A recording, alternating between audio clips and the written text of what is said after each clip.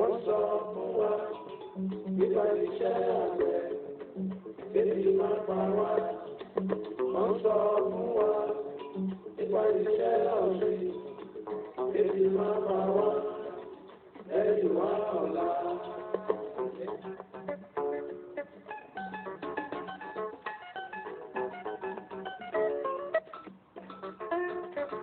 Gbogbo wa ni o, gbogbo wa lábẹ́ ẹni lábẹ́ ìdílé ẹ̀ tó kù bá yí.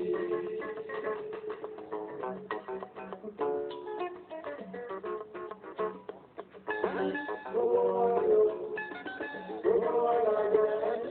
Láwálé o, mo gbọ́ pé àwọn àjọ kan tí wọ́n ń pè ní OSIA wọ́n ń fún àwọn ènìyàn lówó láti fi dáko àti láti fi ṣe onírúurú bísíǹnẹ̀sì tó bá fẹ́ ṣe láì sì ní dá padà. Ire ni mo mú wá o, ire ni mo mú wá. Àǹfààní ńlá ló wọlé dé yìí o.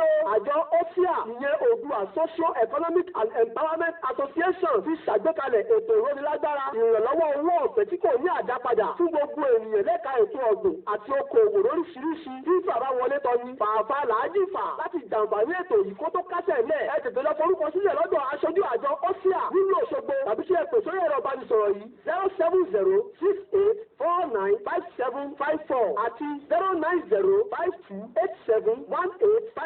Gáàd tí OSIA ṣàgbékalẹ̀ yìí wà láti fòkú tí ìṣẹ́ àti òṣì láwùjọ ọmọ Yorùbá. Ètò yìí kì í ṣe ti alájẹsẹ́kù tí a ó máa já padà díẹ̀díẹ̀. Ó jẹ́ tètè lọ forúkọ sílẹ̀. Òyà ń bẹ̀ àgbàrá kì í fo kòtò. Ire kò ní fọ̀rọ̀ arú o. OSIA one big family. OSIA the trend is clear. OSIA fún ìtẹ̀síwájú ọmọ Yorùbá. Ẹ pínlẹ̀ gbogbo ẹ̀yin ará ilé pátápátá ni mo kí lọ́jọ́ ìsìn wípé ọ̀dẹ̀ ọ̀dà bí. Èmi ọmọ yẹn ló wá sóyún àtó ìbí náà torí lórí ètò yìí ètò tí ẹ fi rè sí. Ètò alárinrin èyí tó ń lọ́wọ́ jáde fún àwọn ọmọ ènìyàn láti jẹ́ kí ìgbáyé gbádùn tó dé bá àwọn ènìyàn láwùjọ pàápàá àwọn ọmọ Yorùbá ètìlé àti lóko. OSIA lètò ètò ní OSIA ètò táwà lórí ẹ̀ lónìí náà ni OSIA half hour ẹgbẹ́ bí a ti mọ̀ ní ọjọ́ mẹ́jọ gbogbo ẹ̀sẹ̀ ya kò mọ́ alẹ́ ọjọ́ mẹ́jọ àdúpẹ́ gbogbo ẹ̀sẹ̀ pè wọlé pátápátá ni àdúpẹ́ lọ́wọ́ yín mo kí gbogbo ẹ̀yin ọ̀sọ̀kùnrin ìlú ẹ̀yin àgbà ọmọdé àgbà gbogbo ẹ̀yin ọ̀gbìn àgbẹ̀ lóríṣiríṣi gbogbo yín pátápátá ni mo kí ẹ̀pẹ̀lẹ́ àrùn oko bọ́dúndé lágbára ọlọ́gbogbo àláwì èrè oko láòrí jẹ lọ́pọ̀ yanturu. Wọ́n tún ti dé lónìí o torí pé wọ́n ní ẹyẹ kan kì í fapá kan fò ẹyẹ kì í fapá kan fò bákan náà wọ́n ní igi kan kì í dá ogun ṣe. Mo ti wá lónìí pẹ̀lú àwọn àlejò mi láwọn aṣojú OSIA gangan láti ìlú Ìbàdàn wọ́n ti wá sórí ètò lọ́jọ́ tòní torí pé wọ́n mọ̀ pé mi náà mi ò lè dá ṣe láì sí àwọn kò sí èmi. So àgbọ̀dọ̀ jọ máa ṣe ní ìtọ́jú nìbí tó gbogbo kó lè lọ gẹ́gẹ́ bí tilẹ̀ bí ó ṣe lọ. Nígbà tí ó ṣe àfihàn wọn fún yín máa kọ́ sọ èyí fún yín pé àjọ OSIA tá à ń sọ̀rọ̀ nípa rẹ̀ yìí ó ti tàn káàkiri gbogbo ibi tó yẹ kí a ti mọ̀ gbogbo ẹ̀ náà máa dárúkọ fún wa lórí ètò yìí. Ẹ̀yin náà tẹ wà nílé tẹ̀ ń gbọ́ wa wọ́n ní gbogbo ní àfíjí bí yóò bá ra rọ́ kò mà lè rò sọ́ra. Ní báyìí máa fẹ́ kí ẹ bá mi pẹ̀lú àlejò mi ní ilé agbára ibi tí mo wà láti kí bàbá wa wá sí orí ètò yìí. Dádì wa ẹ káàbọ̀ sórí ètò yìí. Ẹ ṣe olóòtú. Màá fẹ́ kẹ́ fúnra yín dárúkọ yín fáwọn ará ilé. Orúkọ tèmi ni ẹni ọ̀wọ̀ Philip Azeez láti ọ̀kan nínú àwọn aláṣẹ ní ẹgbẹ́ OSIA Oòduà Social Economic and Empowerment Association tó kalẹ̀ sí ìlú Ìbàdàn. Ẹ ṣé ẹ káàbọ̀. Bákan náà sí màmá wa ìránṣẹ́ Ọlọ́run náà làwọn náà bákan náà káàbọ̀ sórí ètò yìí. Ẹ̀yin sáré náà lè máa fọrọ ẹnu ara yín dárúkọ yín fáwọn ará ilé o. Ó yẹ dárúkọ yín fáwọn ará ilé. Ẹ ṣé olóòtú. Orúkọ tèmi ni ìyáàfin Fámúyìwá. Mo dẹ̀ jẹ́ kan lára ìgbìmọ̀ Board of Trustees fún OSIA. Ẹ ṣé òun náà lè ti gbọ́ yìí ara mi. Ní báyìí a fẹ́ máa wọnú àwọn ètò náà lọ ní ọlọ́kan ìjọ̀kan. Ẹ jẹ́ kí n bèèrè lọ́wọ́ yín bàbá wa. À ń gbọ́ nípa OSIA ní tilé toko. À ń gbọ́ nínú rédíò, à ń gbọ́ káàkiri àwọn ìgbèríko, à ń gbọ́ káàkiri àwọn ìpínlẹ̀, à ń ń gbọ́ káàkiri bí gbogbo Hosea ṣé lè ṣàlàyé fún mi nǹkan tí Hosea tí ó túmọ̀ sí. Ẹ ṣe màmá wa Hosea àpèjá rẹ̀ ó ní Oòduà Socio-Economic and Empowerment Association. Ó jẹ́ ẹgbẹ́ tí a dá sílẹ̀ láti ran ìran àwọn ọmọ Yorùbá lọ́wọ́ ní onírúurú ọ̀nà tí Ọlọ́run ti fún wa ní ìran àyà láti ṣe. Onígbà tí a bá ń bá ètò lọ ẹ ó máa gbọ́ àwọn onírúurú ọ̀nà tí ìrànlọ́wọ́ yẹn ń gbà jáde tí ó sì máa gbà jáde. So Hosea ní kúkúrú jẹ́ ẹgbẹ́ tí a dá sílẹ̀ láti ran àwọn ọmọ Yorùbá lọ́wọ́. Then àwa focus a fi ojúsùn ṣiṣẹ́ àgbẹ̀ méjọ́lè ní pàtàkì iṣẹ́ àgbẹ̀ ó jẹ́ ọ̀kan nínú iṣẹ́ tá a mú ní pàtàkì gẹ́gẹ́ bí ẹ̀yin náà ṣe mọ̀ pé ní àkókò tá a wà yìí iṣẹ́ àgbẹ̀ tí a ò bá ṣọ́ra ó ti fẹ́ máa dìtàn nílẹ̀ Yorùbá tó sì fẹ́ máa kó bá ìran Yorùbá ni mo lè sọ kó yìí. Ẹ ṣeun báyìí àwọn wà fún ìrànlọ́wọ́ ọmọ Yorùbá pàápàá nípa ọ̀nà ti iṣẹ́ àgbẹ̀ ní pàtó. Ìdásílẹ̀ ti rí àǹfààní jáde tí láwọn ọ̀sẹ̀ ti jẹ àǹfààní Hosea yìí láti dé ìgbà tí wọ́n ti dá sílẹ̀ sí ìgbà tí a wà yìí. Ẹ ṣe olóòtú ọ̀pọ̀lọpọ̀ ti jẹ àní ìrànlọ́wọ́ yìí nínú ẹgbẹ́ Hosea gẹ́gẹ́ bá ṣe sọ pé association tó ń ran àwọn ènìyàn lọ́wọ́ ni tó ń gbé àwọn ènìyàn fọwọ́ sókè ẹni tí ò ní rárá tá a bá ti lè mọ̀ nínú Hosea tó dẹ̀ ti ṣe àwọn nǹkan tó yẹ kó ṣe tó bá ti gbọjú sí wa gbogbo ìrànlọ́wọ́ tó bá yẹ ká ṣe láti ṣe fún wọn nínú iṣẹ́ àgbẹ̀ tá à ń sọ yìí gan ọ̀pọ̀lọpọ̀ ti wá tí wọ́n ti rí oríṣiríṣi ìrànlọ́wọ́ kò ń ṣe pé nínú ìlú Ìbàdàn bẹ́ẹ̀ yẹn tó jẹ́ wípé ẹ máa wò wípé ilẹ̀ náà wà dàtọ̀ fi ń dáko à ń sọ̀rọ̀ àwọn ìlú kéékèèké tó yẹ pé ẹ̀sìn ẹ̀lì lérò wípé wọ́n rántí àwọn èèyàn tó máa bẹ̀rẹ̀ rárá nírú Ọ̀yọ́ state fún àpẹẹrẹ Ìṣẹ́yìn Ṣakí àti gbogbo àwọn eré àbẹ̀yẹn bẹ́ẹ̀ lọ láti ṣe ìrànlọ́wọ́ fáwọn èèyàn ní oríṣiríṣiríṣiríṣiríṣi ọ̀nà àwọn míì wà tó jẹ́ wípé kò ń ṣe wípé wọ́n ń dá oko nìkan àwọn wà tó jẹ́ pé wọ́n ń ṣiṣẹ́ bí iṣẹ́ gàárì ìgbà kan wà tá a ti lọ sí gàárì factory tó jẹ́ wípé a wò wípé kí ni àwọn nǹkan ìgbàlódé tá a lè fi ràn wọ́n lọ́wọ́ tá a lè rà ká tún gbé fún wọn níbẹ̀ kan tó fi ṣe àwọn nǹkan míì tó jẹ́ wípé máa tó yàtọ̀ sí local method tí wọ́n ń lò tó dẹ̀ jẹ́ wípé gẹ́gẹ́ bí mo ṣe ń bá yín sọ̀rọ̀ lọ́wọ́lọ́wọ́ ń sìn wọ́n ti yan Ọlọ́run lógo látara ìrànlọ́wọ́ kéékèèké táwa rò pé à ń ṣe fún wọn ṣùgbọ́n táwọn èèyàn wọ̀nyẹn rí bíi pé ìrànlọ́wọ́ ńlá pátápátá a ṣe fún àwọn.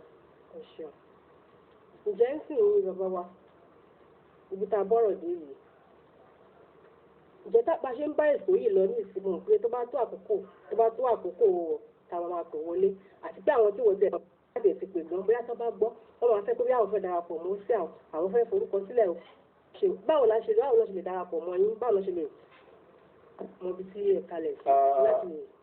A ní ìlànà tí à ń tẹ̀lé ní Hosea láti lè jẹ àǹfààní tí ó wà níbẹ̀. Nígbà tí a kọ́ bẹ̀rẹ̀ níbẹ̀rẹ̀ pẹ̀pẹ̀ a tẹ àwọn fọ́ọ̀mù jáde tí àwọn èèyàn ń rà ní owó kékeré bíi $100 so owó tí ó jọyàn lójú nígbà yẹn ní àkókò tí à ń sọ yìí kò jọ ọ̀pọ̀lọpọ̀ lójú àwa gan nígbà yẹn àti ìmọ̀bí tí ó ṣe à ń lọ rẹpẹtẹ a kàn mọ̀ pé a ti bẹ̀rẹ̀ iṣẹ́ ńlá kan so nígbà tí Ọlọ́run fúnra ẹ̀ ti wá gbé ara rẹ̀ sókè nínú Hosea ó ti kọjá pé kéèyàn wá gba fọ́ọ̀mù àfi fọ́ọ̀mù síta mọ́ ṣùgbọ́n àti ní àwọn coordinators àwọn aṣojú nírú Ọ̀ṣun state báyìí a ní aṣojú Ọ̀ṣun state coordinator lábẹ́ Ọ̀ṣun state coordinator àwọn kéékèèké tó wà tí àwọn náà tó wà tí wọ́n lè súnmọ́ àwọn èèyàn so ju gbogbo ẹ̀ lọ nígbà tí a bá ń pe nọ́mbà tí a fẹ́ fi síta àwọn tó bá pè láti bí irú Ọ̀ṣun tàbí láti bí kíbi tó wù kí wọ́n ti máa gbọ́ wa wọ́n lè máa darí wọn sí àwọn ibi tí wọ́n lè so mọ́ tí wọ́n ti lè lọ rẹ́gísítà bí mo ti wà ẹ́ àwọn èèyàn máa ń pè mí látàbí láti àwọn ìlú tí mi tiẹ̀ tí ìfẹsẹ̀dé rí ṣùgbọ́n tí a dẹ̀ làwọn lọ́yẹ tá a fún wọn ní àlàyé bí wọ́n ṣe lè jẹ àǹfààní nínú òṣìà. ẹ ṣe bàbá wọn tó kàn ìyá wa ọ̀rọ̀ náà kàn yín nísìnyí à ń sọ̀rọ̀ nípa kọ́ darapọ̀ kọ́ wá rẹ́gísítà ní pàtó nípa ètò ọ̀gbìn nǹkan tá à ń sọ̀rọ̀ lé lórí yìí. ṣe lè mọ̀ fún àwọn àgbàlagbà náà lọ́wọ́ sígbà tí wọ́n sábà ń dáko jù àwọn bàbá wa àwọn màmá wa àwọn ṣẹ́mọ̀ àwọn grandpas gbogbo bẹ́yẹn bẹ́yẹn lọ́ sábà máa ń dáko ǹjẹ́ àwọn ọmọdé ìjọ tẹ̀lé darapọ̀ mọ́ wa láti jàǹfààní ó sí àyè láwọn ọ̀dọ́. bẹ́ẹ̀ ni olóòtú àwọn ọ̀dọ́ gan ni à ń fojú sùn ó yẹ kán darapọ̀ mọ́ wa jù torí pé kí ni tí ẹ bá wò lára slogan wa a sọ pé ó sì àwà fún ìtẹ̀síwájú ilẹ̀ Yorùbá tí ilẹ̀ Yorùbá bá yẹ̀ fẹ́ tẹ̀síwájú a ti mú àwọn kéékèèké ẹ jẹ́ kí n lórí torí òyìnbó ní catch them young a ti mú wọn láti kéékèèké bó ṣe jẹ́ youth yẹn a ti bẹ̀rẹ̀ sí ń train wọn fún ìdí èyí ọ̀pọ̀lọpọ̀ youth tí wọ́n bá ṣetán tàbí tó bá palẹ̀ ọkọ̀ mọ́ láti darapọ̀ mọ́ wa àyè wà fún wọn nítorí wípé ẹ jẹ́ kí n rán yín létí wípé à ń sọ̀rọ̀ nípa empowerment tó bá tẹ̀ ní iṣẹ́ kan tàbí èkejì tó ti wà lọ́wọ́ wọn lọ́wọ́lọ́wọ́ báyìí tó jẹ́ wípé wọ́n fẹ́ ìrànlọ́wọ́ sí láti fi expand tó bá darapọ̀ mọ́ wa wọ́n á rí ìrànlọ́wọ́ yìí bákan náà a tún ní training centers tó ẹ pàṣẹ máa ń train àwọn èèyàn lórí agric oríṣiríṣi nǹkan ètò àgbẹ̀ yàtọ̀ fún ìyẹn a tún ní vocational training tó ẹ pé tó bá fẹ́ kọ́ iṣẹ́ bóyá ọṣẹ àtẹ̀ṣà tó fẹ́ kọ́ àwọn iṣẹ́ mi lóríṣiríṣi bóyá baking bóyá hairdressing gbogbo ètò fún even àwọn ọmọ youth wa ti tó yẹ pé wọ́n lajú sí owó wọ́n ní owó orí afẹ́fẹ́ pé ìyẹn gangan lówó jù ú sìn a ní training centers fún iṣẹ́ owó tó ń jáde láti inú afẹ́fẹ́ yẹn gbogbo ẹ̀ ló ti wà ń kalẹ̀ láti lè gba gbogbo ọmọ Yorùbá láyè ọmọdé tàbí àgbàlagbà. ló lè kópa ń bẹ ló lè jẹ àǹfààní. bẹ́ẹ̀ni olóòtú. ẹ ṣe ẹyẹ wa nílé náà ni ẹ ti gbọ́ yìí wọ́n ní kò mọ ní àgbàlagbà lásán o lóòótọ́ àwọn babaláwa àwọn náà mọ́kọ́ ni wọ́n mú àdá ní ayé ìgbà yẹn nìyẹn láyé tá a wà nísìnyí àtọmọdé àtàgbà pátápátá gbogbo alájọ máa jàǹfààní ẹ̀ kó kálukú bọ́ tó wọ́n ní tiwantiwa iṣẹ́ ilẹ̀ wa ni mo rántí ìgbà tí a ṣì wà léwe ní tàtàwọ̀ skul tó máa ní ká fọwọ́ sí tí báyìí ìgbà tó wọ́n bá pé ká tó bẹ̀rẹ̀ léèwé iṣẹ́ àgbẹ̀ iṣẹ́ ilẹ̀ wa orin yẹn kò kúrò lẹ́nu mi dọ̀la so nítorí náà ẹ̀yẹ wa tẹ wà lé afẹ́kẹ́ darapọ̀ mọ́ ẹgbẹ́ OSIA kẹwàá láti wá forúkọ sílẹ̀ kí ẹ̀yin náà tẹ̀lé ní ànító àti àníṣẹ́kù ní báyìí wọ́n fẹ́ kí èmi àti ẹ̀yin kí a sáré lọ sílẹ̀ agbára pa à ń darí bọ̀. Àwọn àjọ kan tí wọ́n pè ní OSIA tó ń fún àwọn ènìyàn lówó láti fi dáko àti láti fi ṣe onírúurú bísíǹnẹ̀ tó bá fẹ́ ṣe láì sì ní dá padà. Ire ni mo mú wá o, ire ni mo mú wá. Àǹfààní ńlá ló wọlé dé yìí o. Àjọ OSIA ní Oòduà Social Economic and Empowerment Association ti ṣàgbékalẹ̀ ètò ìrónilágbára ìrànlọ́wọ́ owó ọ̀fẹ́ tí kò ní àdápadà fún gbogbo ènìyàn lẹ́ka ètò ọ̀gbìn àti okòòwò lóríṣiríṣi tí bàbá wọlé tọ́jú pàápàá làájì fà láti jàǹfààní ètò yìí kó tó kásẹ̀ lẹ̀. Ẹ tètè lọ forúkọ sílẹ̀ lọ́dọ̀ aṣojú àjọ OSIA nínú Òṣogbo tàbí ṣe ètò sórí ẹ̀rọ ìbánisọ̀rọ̀ yìí 07068495754 àti 09052871850. Gáàjì tí OSIA ṣàgbékalẹ̀ yìí wà láti tòkú sí ìṣẹ́ àti òṣì láwùjọ ọmọ Yorùbá. Ètò yìí kì í ṣe ti alájẹsẹ́kù tí a ó máa já padà díẹ̀díẹ̀. Ó jẹ́ jẹ́ tètè lọ forúkọ sílẹ̀. Òyàǹbẹ̀ àgbàrá kì í ṣe kòtò. Ilé kò ní fọ̀rọ̀ wú o. OSIA one big family. OSIA the difference is clear. OSIA fún ìtẹ̀síwájú ọmọ Yorùbá. Ẹ káwọn padà sórí ètò ó sí ẹ̀yin ará ilé mo mọ̀ pé ń bá mi lọ.